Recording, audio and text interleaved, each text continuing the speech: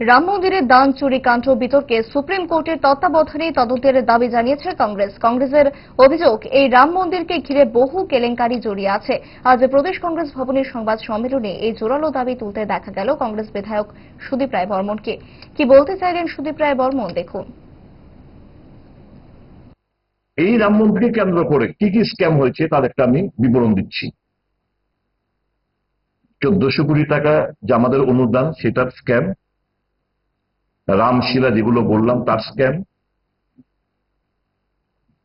Local collection 2019-এর আগে তার scam.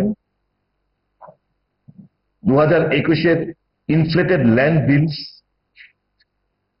যে দর বাড়িয়ে যে জমি ক্রয় করা হয়েছে তার একটা স্ক্যাম। মাল্টি করোড় প্রসাদ স্ক্যাম।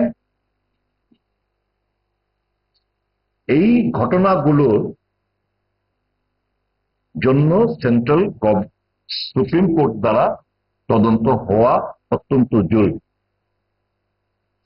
আমি বুঝতে পারছি না নরেন্দ্র মোদী কাদের আড়াল করতে চাইছে। শুধু কি নোট আর ভোট, শুধু নোট আর ভোট দিয়ে ভোটের রাজনীতি করে বেড়াচ্ছে।